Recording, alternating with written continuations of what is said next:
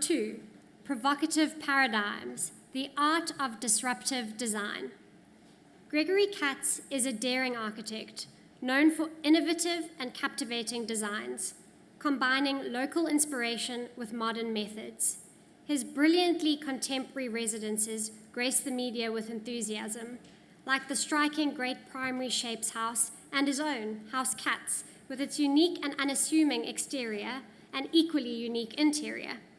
Gregory's designs explore the balance between complexity and playfulness, continuously pushing the boundaries of traditional design. Just when you would expect Greg to zig, he zags. So we've come to realize you never know what to expect with Gregory Katz, and I think that that is his superpower. Joining us from Johannesburg, especially for you today, please help me welcome Gregory to the stage.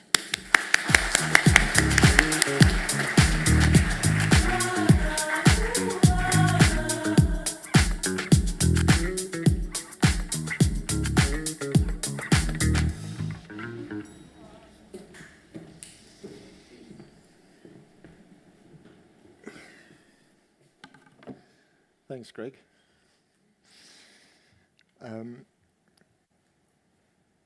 Hi, everyone. Good morning. I'm Gregory Katz. I'm an architect based in Johannesburg. It's great to be here. It was worth coming just to meet KK Rabani. So the art of disruptive design. I'm quite happy to talk about disruptive design and provocative paradigms and all these sexy terms, because at the heart of it, there's something that I'm actually quite good at, which is making mistakes.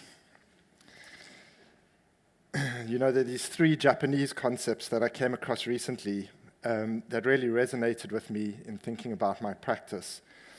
The first is Shoshin, I think that's how it's pronounced, which is a Buddhist concept that means to approach things with a beginner mindset. So this word that we use, this word called practice, I think that it's the perfect word for what we do as architects. You know, after 30 years of practice, I'm still a novice. I'm learning on every project. I'm practicing. The second Japanese concept is kaizen, which means focusing on small improvements every day. You know, trying to do a little bit better every day. Making architecture is very resource intensive. It's very capital intensive, it's very time intensive, it's so permanent, the stakes are so high. And yet, in order to make breakthroughs, in order to make advancements, architects need to be taking risks and experimenting. And making architecture can be tough, it's stressful. I also love it. The third concept is wabi-sabi, which is that instead of perfection, that we should find beauty in imperfection. And so much of the story that we tell ourselves, that we present to the world on the social media, that you see in the magazines, thanks Scape for hosting this, it's of architecture as this finished, packaged product. But that's not where the disruption lies. That's nice for your portfolio or your Insta feed, but the real cold-face experimentation, it's a lot messier than that. And we really get to see the process behind the product.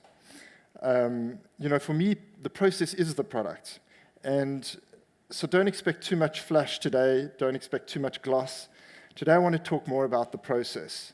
So I thought I would tell you a bit about the things that have kept me awake at night, heart palpitating, on the way to making those breakthroughs. I want to talk about these things because they're so verboten, and yet they are the only way that I know to advance design thinking. So a bit of my backstory. I grew up in Joburg. I moved to Cape Town, where I did my architecture undergrad at UCT, and then I spent a couple of years overseas working for some famous architects. The one was Zvi Hecke in Berlin. We built the school, and the other one was in the office of Daniel Libeskind, where I worked in LA. And then I moved to New York, where I got my master's at Columbia University. And here's a pic of me learning to snowboard, learning the art of the graceful fail. I lived in New York City for 8 years, mainly downtown near Canal Street, you know, with its stores full of these exotic materials. And I was living in a commune, come model building workshop with a bunch of guys, and we we were making architecture models for some of the bigger firms in the city. And then 9/11 happened while I was on a backpacking trip in South America, and I came back to Joburg, and I discovered the city reinventing itself, and I got a job working on the Constitutional Courts with Andrew Makin, who some of you may know, and you know, the rest is history. I founded GKA, Gregory Katz Architects. This is a picture of the inside of my studio, more about that later. And one of my first projects were these 3 identical concrete boxes that we built in the suburb in Joburg. And something I learned quite early on is that in order to make good concrete, you need very good shutters, very good molds. And so with the economies of scale of making 3 identical things out of concrete, we were able to source brand new shutters for this job, and that's how you get the pristine concrete finish on the walls. And something else I learned was that, you know, when you're making concrete, you can't chase the walls once you've kind of built them out of brick and then plastered them and then chased them and then plastered them again. So all the drawings had to be incredibly detailed for the reticulation in the walls. And we had a very precise builder. In the other slide deck, there's a photo of the builder. They look very nice. Nice to see these shots again. They've aged quite well as well, because concrete gets that beautiful patina, you know, as it ages. And then we made this fortress-like thing, which is actually a house, unusual looking thing. And this photo still gives me hives. It was a rookie error. You know, contractors and subcontractors, they're always pushing, because of their cash flows, to get their materials ordered up front. So seeing the aluminium lying on site while it's still like under construction like that is just really bad form. Okay, that's that one. And these concrete floors, they're beautiful and polished in this photo, but they were a complete nightmare to make. We chose a very specific aggregate because we didn't want any